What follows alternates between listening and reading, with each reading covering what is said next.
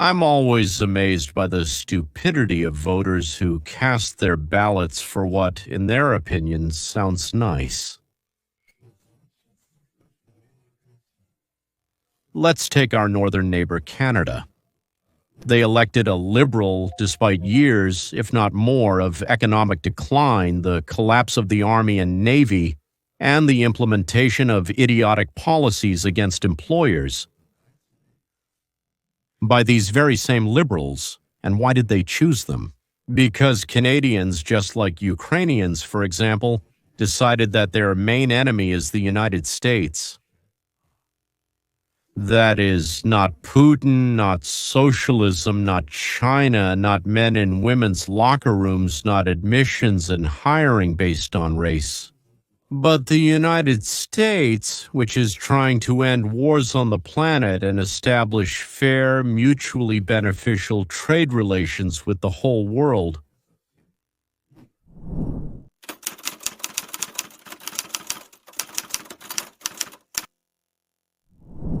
Voters, that is, the people, that is, beings who don't know how to think, believe that the truth is whatever they feel. Not being rational humans, not being such, they don't ask themselves what this or that action might lead to. For example, the Democratic Party chose its representative for the New York mayoral election, who announced that he would make New York a city with affordable prices. He was mainly supported by wealthy white people who, in fact, are not really concerned about prices in New York.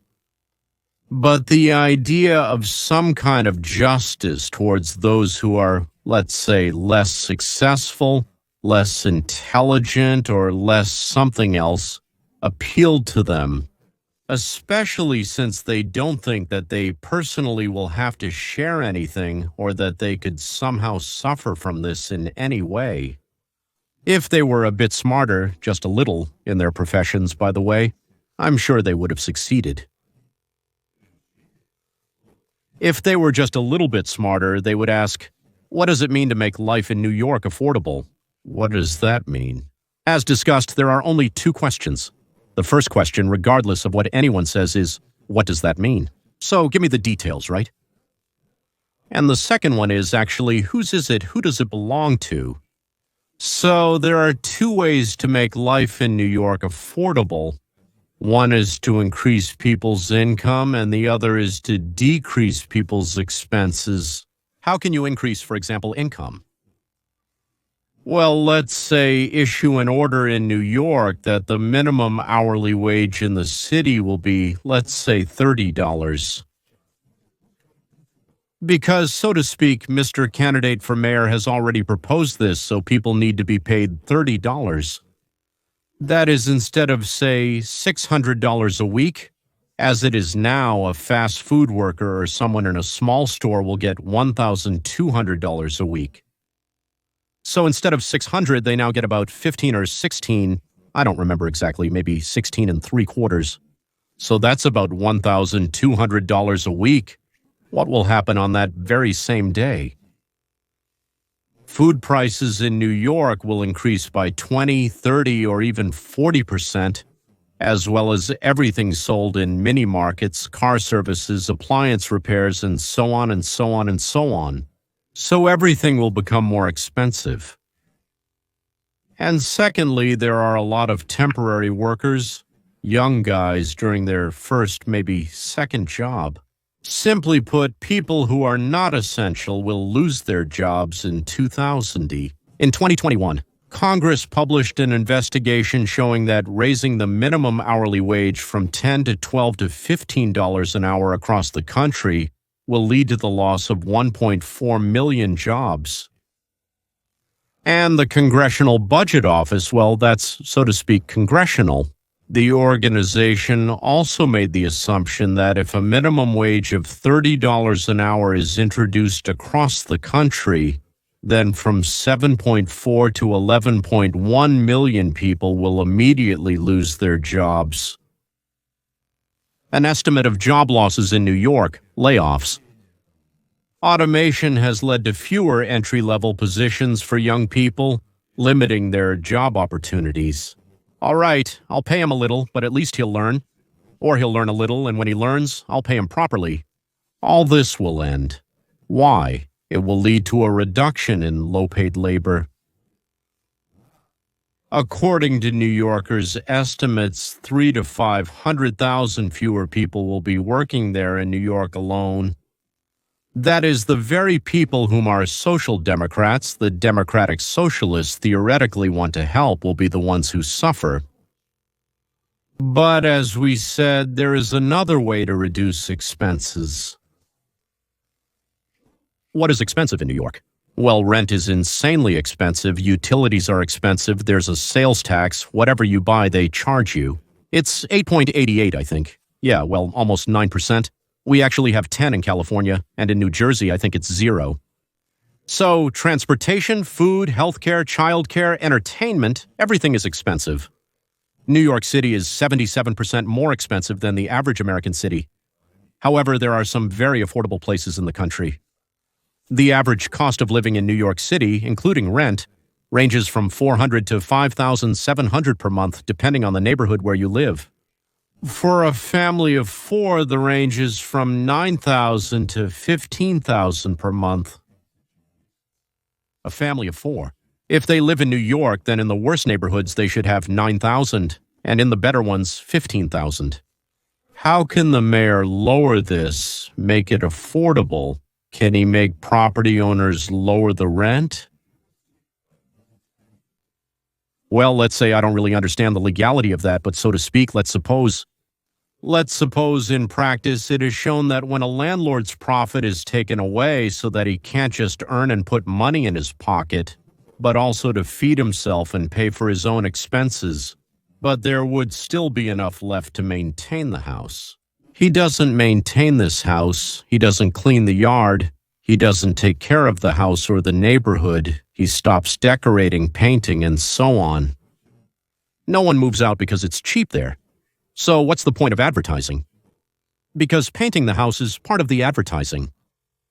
For the neighborhood, well, the so-called ones in New York and Chicago, all over America, yeah, drug dealers come in, of course. These are called pimps of underage children, prostitutes. Robberies and violence start. The police stop going there. They don't want to go there. They just drive back and forth and don't get out. By the way, the mayoral candidate said that he would reduce the police force, but instead hire completely unarmed social workers. Well, of course, they will have a social worker's diploma. And it will most likely be a woman over 50, not moving very quickly. She will be calming things down instead of the police. She will be calming the neighborhood. That means crime will go up, people will flee from these areas, prices will start to drop. Oh, you see, prices will start to drop. And the mayor will achieve his goal. The rent will be cut in half.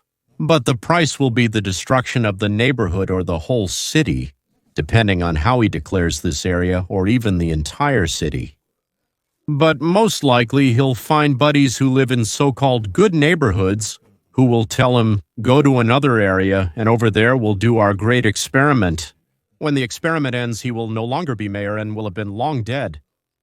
So taxes are possible, well, not ours, thank God, possible, though honestly ours aren't any better. Schmera appointed 3 heads of the police department based on a very interesting criterion. All 3 of them were lesbians. That's how it is. The possible New York mayor isn't planning to lower taxes. On the contrary, he said that white people will be charged more than black people. Well, and also green, orange, and everyone else. That's what they deserve, since it was mostly white people who voted for him. They should suffer. Once Carter and Brzezinski, so to speak, it's like America replaced the Shah with the Ayatollah, and the first one he went against, so to speak, he set up this very Ayatollah, Beku Zakariaku. It was against Carter, Brzezinski, and America itself. Well, I mean, if the Democrats weren't such idiots. I've been saying for quite a while now that anyone who's been voting for the Democrats since about 2020 is either underdeveloped or a vile creature. Take your pick. Canadians did the same thing. Let us Canadians have it bad, let us have it terrible again, us Canadians. But we'll choose Cosletur again, who will fight for our pride and independence from the United States on which Canada is 100% dependent. There you go, okay. What did American and Canadian experts tell us in January and February of this year?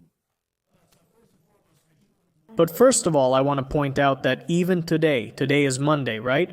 According to the index, we had another positive day. The stock market closed in the green. Not as big of a gain as, I think, on Friday, but today the index went up by 275 points in the green zone. Overall, it was a pretty good day, that's for sure. And if you look here, by the way, guys, as we pointed out on Friday, at the so-called supposed drop that you saw because of the halt in trade talks, you can see it here. In the middle, you can see that there was a slight dip on Friday afternoon, but it immediately bounced back up. And guess what happens? By Monday morning, we open, or to be more precise, we opened higher than we closed on Friday. In other words, what's the main point? The market disregarded this entirely. American investors looked at Canada and concluded that they're halting trade negotiations. We don't care? It doesn't matter. Let's move on, keep trading, right? And we keep growing and growing in this economy where we were told. Remember, we were meant to be in 1929 by now, version 2.0. And just to be clear, 1929-20 means a repeat of the great, terrible nightmare depression. But as far as I can tell, I didn't notice any repeat, or it just didn't happen. We're supposed to be in that kind of situation, but, you know, people are losing thousands, tens of thousands, hundreds of thousands from their 401k SE. The sky is supposed to be falling to the ground, and, well, I don't know. So far, I don't see any signs of that. No, that hasn't happened. Before we show you how Mark Carney reacted to this, I want to remind you that during the election campaign, of course, that's why he tried to distinguish himself from the conservative Pierre Poilievre, who initially made it to victory. As expected and warned, Mark Carney, a cool guy, knew this would inevitably happen to Canadians. The Liberal leadership has consistently been weak, insincere, and excessively compromising. Prime Minister of Canada, Mark Carney, announced that he is going to suspend, cancel, and abandon the digital services tax. That is, they loudly announced that they would tax our high-tech sector and shouted that they would not give in. Never ended up being 36 hours. We now know the precise meaning of never. It equals 36 hours. They held out for 36 hours. And then they read that there would be no more negotiations with Canada. And then they immediately said that actually they didn't mean anything by it. It's like in bad movies when someone gets captured and interrogated and he says, "I'll never confess," or "I'll never reveal anything to you." After that, they show him scissors or a hammer or scratch his thigh or ear a little, and he immediately tells them everything. He tries to think one step ahead, just one step ahead. Bad guys and even the good guys in movies pull out knives and pliers and start using them. Well, think one step ahead. If you have pliers, if you have a knife, then I'll talk. So what can you do? Well, in movies, I get it, the audience will buy it. Besides, these same people who are moviegoers are also voters, so they'll buy it. Because, well, from my point of view, because they're stupid idiots. And what do you think? He will stop its use and soon introduce broad legislation to permanently abolish this tax. Once again, all of this is occurring in just a day and a half or two. I will be really cool. We will get the respect we deserve. Trump is like, okay, no negotiations for now. Canada takes immediate action. Mark Carney, a cool guy, also acts immediately. Mr. President, please, can we do something? We will get rid of it immediately. No problem, sir. Pathetic. Absolutely pathetic. This is unreal. Yeah, how does this happen? How does this happen so quickly? It's one thing to stage a show fight about this for about a month. No, here's an article from The White House says that Canadian Prime Minister Mark Carney gave in under pressure. Canada wanted to get 3% of what was there. They earn in Canada. Great, right? Wonderful job, guys. And the funniest thing, listen to Vince Dow. He understands political economy in a funny and, in general, correct way. By the way, keep in mind, this is another example of irony in what other countries tell us about trade. Because, as I often point out, especially when it comes to Canadians, you've heard Doug Ford, you've heard practically all these Canadian politicians who react to tariffs by pretending to be fierce supporters of free trade. They say, look, tariffs will raise taxes for consumers. Yes, they hurt your economic productivity, period, all that sort of thing. Well, okay, those are fair arguments. If you want to move in that direction, there are certainly quite reasonable arguments in favor of freer trade. But if that's the case, then why does Canada, and especially Canadian politicians, constantly pursue protectionist trade policies toward the United States? You understand what's going on. Canada, Europe, Japan, and India have been imposing tariffs on our goods for many years. But when we said, guys, remove those tariffs or we'll impose our own retaliatory tariffs on you, they started writing that when tariffs are imposed on their goods, it's the end of capitalism. That's the great double standard. I don't know if you want to call it hypocrisy or something else, because for many years you've been practicing protectionism. America responds, we want a reciprocal policy. We will also practice protectionism, period. Canadians say protectionism is bad, period.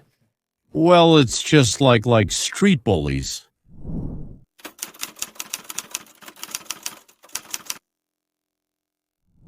As the press says, today massive, powerful, thunderous news has arrived. As I already said, public opinion polls. Under the Democrats, it's not the public opinion polls that are conducted for statistics, but the census every 10 years. And under the Democrats, one amusing item was excluded. And the question, are you a citizen or not? What did that lead to? It led to millions of illegals calmly answering these questions. You have to go knocking on their doors. We're here with the population survey. Don't worry, we won't ask you if you're here legally or illegally. Oh, you won't? Then come in. So these illegals registered as local residents and they started being counted. When calculating how many members of Congress each state gets and how many electoral votes that state has in the presidential election, this number is not exact. It's only an example for your understanding. California, for example, sends 53 delegates to Congress, and it has 53 votes in the presidential election. Based on the survey, we have 40 million residents, but actually about 5 or 10 million of them are illegal immigrants. If, for example, it turns out that we have 30 million legal residents who actually have the right to representation in Congress, then California could easily lose, say, 5 or 10 seats in the United States Congress and 5 or 10 votes in the presidential election. A lot of people left California, and by the way, from Illinois and New York, illegal immigrants moved in instead. The balance from the Democratic states should have shifted toward the Republican states long ago, but because of fraud, well, the substitution of illegal residents for illegals, what I was talking about hasn't changed.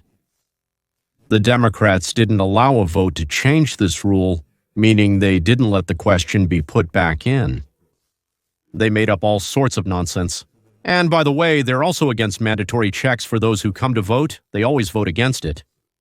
Now, as it turns out, the Republicans are working seriously on this and are preparing bills.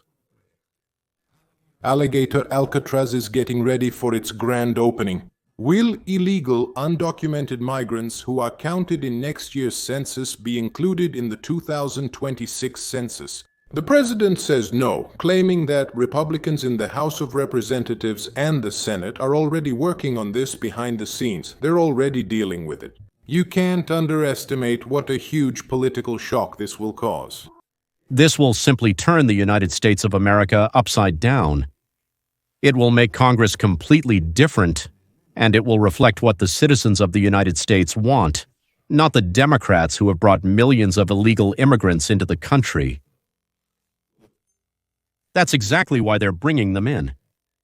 If they manage to get this through Congress, it will be a huge victory. Yes, I would say that's a great idea, Under the previous administration, illegal immigrants were released into the country with court dates set as far as 7 years ahead, 7 years in the future. Why didn't they do it earlier? We all know why. The secret is already out. That's it, game over.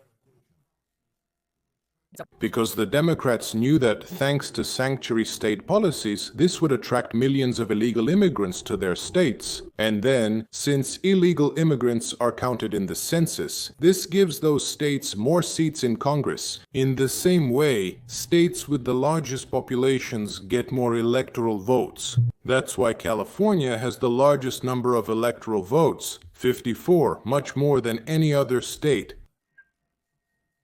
And here's the question. Should undocumented immigrants be counted in the census? Undocumented immigrants will not be counted in the census. In 2026, Republicans in the House of Representatives and the Senate were working on this behind the scenes. And this is huge news. No one knew this was happening.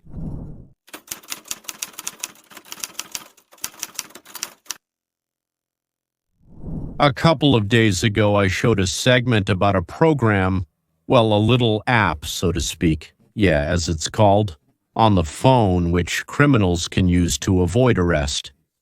I not only showed it, but also taught how to use it. One app developer is against this and has created an app that allows you to track actions in real time. It's called, and to put it mildly, it causes quite a bit of controversy. Joining us now is Claire Duffis-Sinen. How does it work, Claire? And what are the legal implications? So they supposedly don't realize that this is advertising and instructions, and naively ask, is this legal? First, find out if it's legal or not, and then show it. I spoke with Joshua Aaron, who has been working in the tech field for a long time and developed this platform. Said that he really wants it to become an early warning system for people about the location of immigration and customs enforcement officers. Says that he doesn't want people to interfere with the actions of these officers, but he wants people to have the opportunity to completely avoid them if they want to. I'm thrilled. They don't want people to interfere with the police, but they want criminals to be able to escape if they don't want to be arrested. So you open the app, it looks like a map, and users can... It looks like a map. Users can tap on the map to report an appearance in their area. Users within a 5-mile radius of the platform will receive push notifications. Free. An app for... Anonymously. And Ron claims it doesn't collect any user data. We give it away for free. The main thing is that the criminals don't get caught, don't get jailed or deported, and so they can keep killing, robbing, raping, stealing, and running over United States citizens. Because they feel sorry for those criminals. If they get deported to San Salvador, then they won't be the ones killing and raping Americans, but maybe they'll be the ones getting killed and raped. And we won't allow that. That's some great logic, right? The ICE Block app application. This app lets you track federal agents in the area and avoid them. And by the way, if you are in a sanctuary state, does that status help? With hiding, just... That status itself. The Ministry of Justice is already studying the legality of this app. Could its use in a sanctuary state be illegal? However, things are not going well for Cable News Network because the Ministry of Justice and the Department of Homeland Security want to hold them accountable for promoting this app. I asked him to say something to those tech company leaders who, for example, attended the inauguration. Here's what he answered. Listen for yourself. I understand that you have shareholders to whom you are accountable. I understand that you have employees who need to be paid. But at what point will you say enough is enough? John should ask, what if they didn't respond, regarding his inquiry about the platform and Aaron's opposition to the activity? Don't worry. The Department of Homeland Security and the Department of Justice have already responded. They're not happy. And again, as we said at the very beginning of the video, there are broader implications here. But what if you're in a sanctuary state that's already being sued, and now you have a tool to make your sanctuary state even more of a sanctuary? And if you have or release an app or an alert system notifying that immigration and customs enforcement agents are nearby, you're guilty of obstruction. In that case, you're guilty of aiding and abetting. And by the way, if you're a sanctuary state, does that status contribute to aiding and abetting? Just that status itself. Yes, that's exactly what it does. And people, obviously our agents, all our federal agents who work hand in hand in these task forces, our federal agents from the Department of Justice, could be harmed. He is passing information to criminals about the whereabouts of our federal officers, and he has no right to do that. And we're watching this, we're watching him, and he'd better be careful. That was our Attorney General, or the pro-European Minister of Justice of the United States. And for dessert, the cherry on top.